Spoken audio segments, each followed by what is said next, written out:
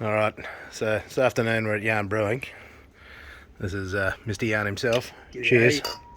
So what are we making this afternoon, buddy? Mate, Tell me a story. coffee, milk, stout. Solid. Solid. It's Yeah. really solid. 6% should be, hopefully. A little bit of sweetness. You know, full bodied. Away we go. We're going to make about 40-ish litres. 40-ish litres, that should be enough for this afternoon. Yeah. Mate, and Duke. So what goes into this? Talk me through it. I don't know what I'm looking at here. It's like an episode of Breaking Bad. Yeah. So we've got some pre-milled grain. Right, we've got about 500 grams. It's a whole big mix of different types of grains. So we've got 500 grams of black malt, about 8 kilos of pale ale malt, 3 kilos of Munich malt, 600 grams of barley, roasted barley, and 500 grams of medium crystal, right? And Nice. that will basically give us the base for the stout, right? And then we're going to throw in about a kilo of lactose sugar, which gives it that milk, right? That will leave us with the residual sweetness. And then we've got a whole heap of yeast.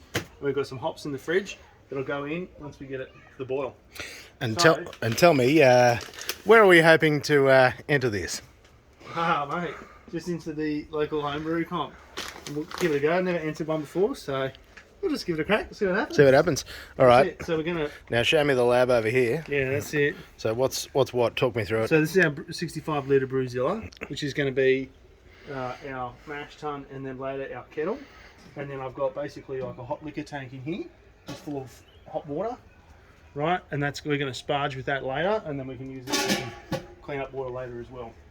But basically, we'll do all the brewing in the Brewzilla here. Right, so now we're going to mash it in. Let's do it.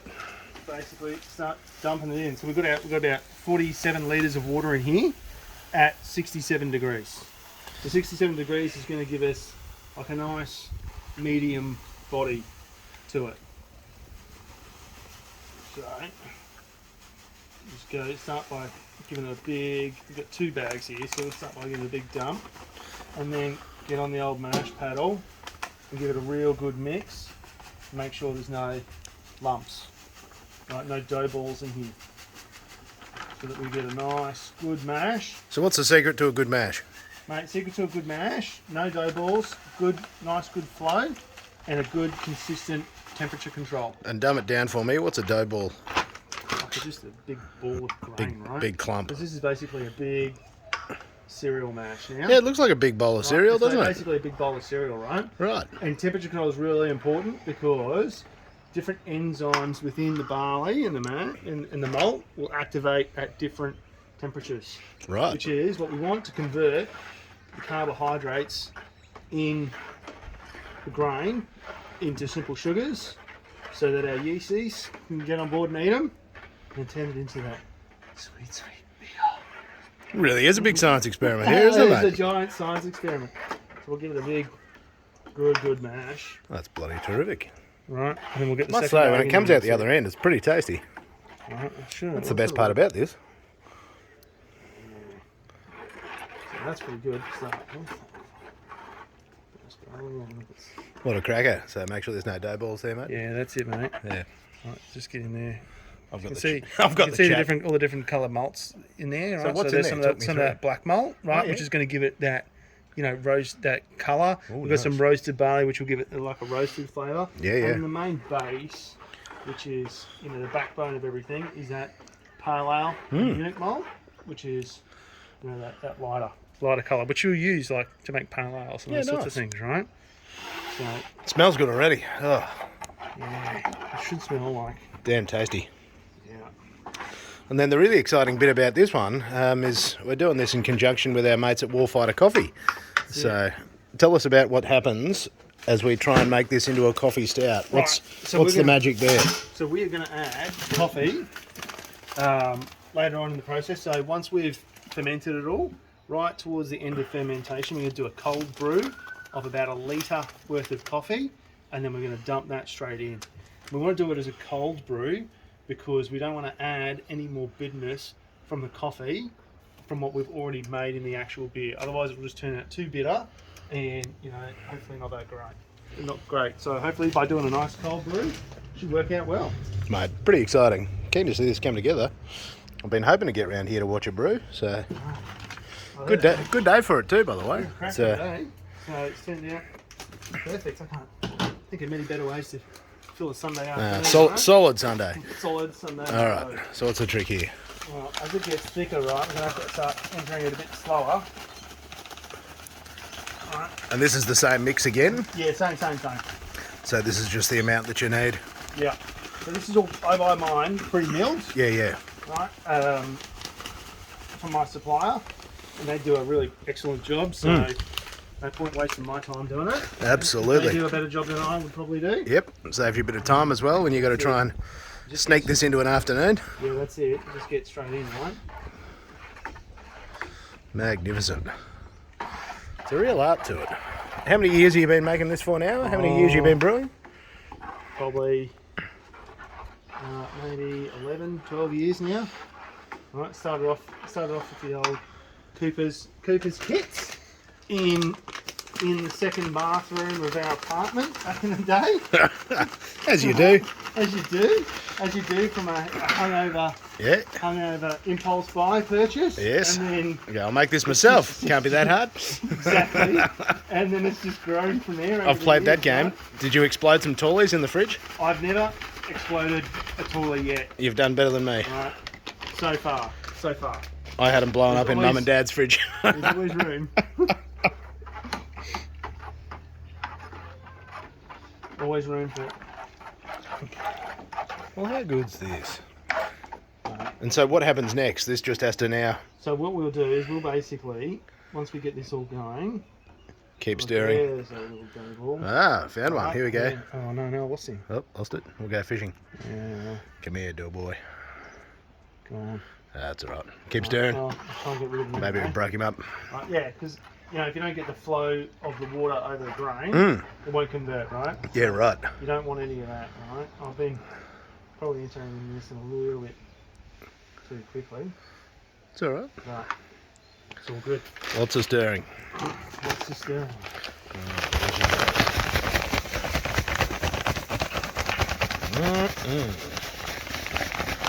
Actually, it really does smell quite good. There's a lovely scent to that. It's like a porridgey cereal kind of smell, right? But there's a sweetness to it as well. Yeah. Which is kind of hard to explain. It's very cool. Yeah.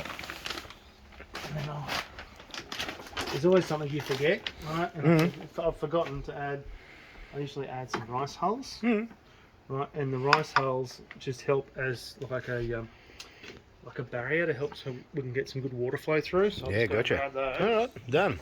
Alright, so what do we got here? We got the. We've got some rice hulls, right? Yep. And the rice hulls are literally just the grain hulls from rice. Okay. And they don't do anything, right? But we'll put a few handfuls in, except they just act like a bit of a physical barrier. Yeah, right. So you get a good flow of the water over the grain. Right, and we don't get what's called a stuck mash. Okay. Where it forms into like a big, big block. big block, right? Like a big giant plug, and then we can't get any flow through. Ah, wow. Okay. Right, to help our mash efficiency.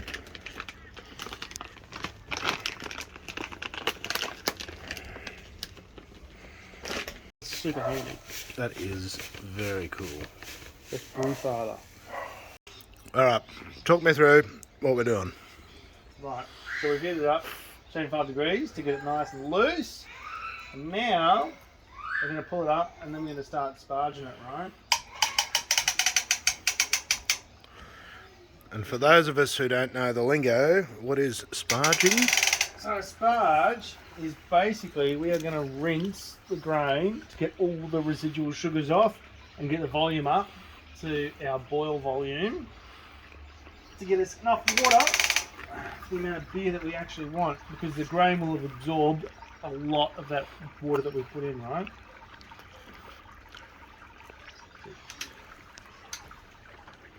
I'm so glad I've got this pulley right. Oh, I can't imagine. Like, super heavy. Yeah, I was wondering how your load rating's going up there. Yeah, I mean, it's well tested, right? Might need a new crossbar. Yeah. you know, it's all about safety, right? And look, I know it's getting serious when the Viper's going. Yeah, I know, right?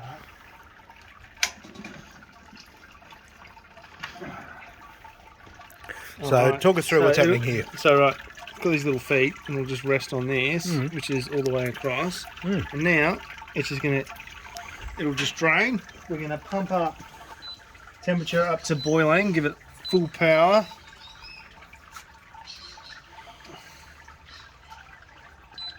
Right. So that full power, so 3.5 kilowatts, and try and get it up to the boil as quick as we can now. We'll get that heating up while we then give us a little bit of a rinse. And then I've got to disconnect this. Too tricky. There we go. And we can set up the sparge. Then we're going to sparge it with 18 litres from the hot liquor tank here. Pump it through, down through here. Connect that up. And then connect it. Sparge it through. And then rinse it with this lovely little contraption I've made. Half the fun in home brewing is home engineering. I find. Right, you can buy everything you need off the shelf, but I don't know what. I'm fiddling around making stuff, so why not? So this is it. This is That's the. it. So we're sparging now. Right, so we want a nice, just little sprinkle on top so that it gives it like a nice even rinse to try and rinse all those residual sugars off the rest of that grain, because every little bit of sugar is every little bit of beer fun, right? We'll maximise that as much as we can. That is probably a little bit fast. I'll dial that back a bit. And we're gonna rinse 18 litres worth through it. Alright, and I can see how much we're rinsing through here because I've got this all measured out. So there's 33 litres to start with. So we'll go just to about the 15 there. And we will be done. It's all very precise. So Yep, we just let it sit now. Yeah, that's it. As it's rinsing through, and then it's its own basic filter as well, right? So it'll be nice and, like if you want a nice clear beer, then filters as it goes. And that's under the heat. And then we'll try and heat it up to get it to boil. Tell me a story. All What's right. going on here? So we're going to measure, right, how dense our brew is, right? And that's going to give us what we call a gravity reading, which is going to basically tell us how much sugar, essentially how much sugar we've got in there, which will then tell us how much alcohol we can potentially make. It does that by how much it refracts the light, right? So we're good, we're looking good. Perfect. So I don't know if you want to... Let's see if we can get it. Jam that in there. Down. And with the Oh, blue wow. line and the white line in the Okay, let's see if I can is- get focus. Oh, yes. There you go. That's our gravity reading, right? And Look at so that. we'll pump that Science. into our calculator, and then by the time the yeast are finished, they'll thin out as it turns the sugar into alcohol. It will reduce the density of the liquid, and that way we can calculate exactly how much alcohol we have in our brew. How good's that? Very. So talk to me Right. about hops. So we are coming up to the boil now, right? Like it's just starting to roll nicely. So I'm going to use this hop spider. Right, I like the hop spider because it's easier in cleanup, I feel. So I'll stick that in there, and it's just a fine filtered stainless steel mesh. And then we're going to put in our 40 grams of Magnum. Oh my god, so good. Right, and we're going to boil that for 60 minutes. Right, and the boil is going to reduce the volume of the liquid. So sorry, concentrating it slightly. how long was that boil? We're going to boil it for 60 minutes. 60. Oh, so 60. 6-0. 6-0, right? One full Yeah, hour. right. Right, so I'm going to add the Magnum in there. Right, that's going to boil, that's going to bitter up pretty nicely. And the longer you leave hops in the boil, the more bitter they become, basically. So we put in the Magnum now, like you can see them expanding. So they're pelletized hop flowers, right? So they're compressed. So once they hit the liquid, they will expand right out. And then the essential oils and things that are in the hops will infuse into the beer. The longer you leave it in there, the more bitter it becomes, right?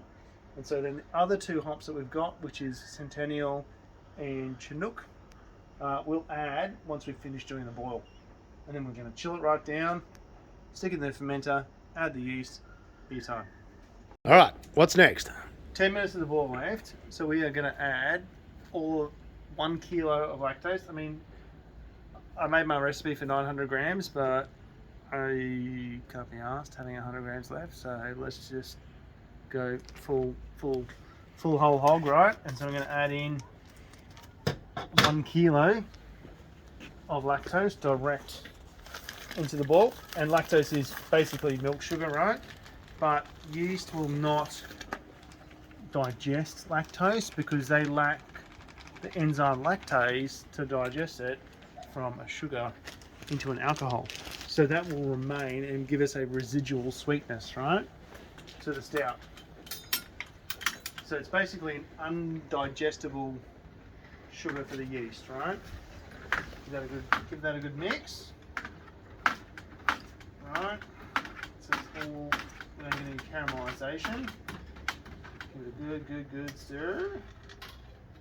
And then what we're going to do is we're going to add our chilic oil, right? We'll probably add it in about now, 5-10 minutes before the end of boil. We'll put it in, heat up. That will basically sanitize it in the hot liquid, right? And then once we finish our boil, connect it to the cold water in, out, and that was what we'll use to chill our wort down so that we can pitch it into our fermenter down to like, say about 23 degrees hopefully, and we can add our yeasties in to let them go for the next 2 weeks to do their job. So, what are we up to now? Righto, so we've finished our 60-minute boil. So what we're going to do now is I'm going to crank on the chiller, right, and I'm going to chill it down to 80 degrees, and then we're going to add in 50 grams of Centennial hops and 50 grams of Chinook hops. And these are our aroma hops, right? And we don't want them as hot and as long because we don't want the bitterness. We want the aromas out of them. So we're going to chill it down to 80 degrees and then put these in for 15 minutes. So I will set my temperature down to 80.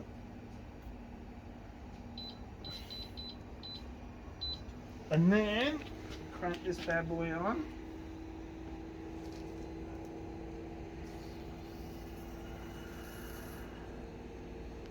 That should take about 10 minutes to chill down to about 80, and then I'll throw these in and we are good to go for 15 minutes, and then we're going to chill it all the way down on 23 and chuck it in the fermenter. Right, so it's been like the sum total of what, 4 minutes, and we are well below 80 degrees already. So in go the Chinook and the Centennial. Grab that hop slider so they're nice and easy to clean. Stick it in there. We'll leave it in there for about 15 minutes. Just to whirlpool through. And then we're done, basically. Chill it down. Be time. Righto, we're on. Time to pitch. Let's do this, right? So we're going to get our hose, which has been sitting in our sanitizer. Nicely sanitized, right? Therefore, no bacteria, no nasties. Right, get that straight in, no touching. Straight onto the pump. What we're going to do now that that's all come to a nice cool temperature, whack that on and basically take it out of the kettle straight into the fermenter, and then once it's full we're going to pitch the yeast onto it, seal it up, stick it in the fermenter fridge at 18 degrees for about 2 weeks, and we should have beer. Excellent. Right, so the pump's clogged, so we've gone plant B straight out the bottom tap, and look at that black liquid gold, baby. Look at that. So that is going to become our Warfighter Stout. Actually, Yeah, it looks like good. coffee, doesn't it? Mate, the colour is bang on. And we want a bit of aeration in there because that'll help the yeast multiply, right? So good. Oh, smells terrific. All right, tell me about yeast. What are we doing here? Yeast. So we are going to add 3 packs of freeze-dried USO5. Alright, so I would equate USO5 as the LS1 motor of yeast, right? So it is a pure performer, it's a base standard, and it will produce a nice clean ale yeast for our stout. It's going to be perfect. Pour it straight on top. You use 3 packs in this because the stout needs a bit of horsepower to get through, so it'll be perfect.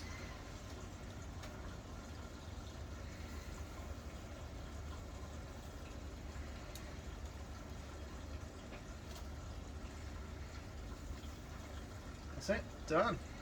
And then once this is filled up, we'll just seal it up and see it in 2 weeks. All right, this is it. We're done. What are we, 5 hours? How long does it Give or take? Yeah, give or take. Give or take. Seal her up. So she's buckled up, and that's it. We'll stick a spunding valve on it, which will release the pressure as it ferments. Good. Stick her in there. 18 degrees. Maybe 7 to 10 days. We're good. And then it's bottling time.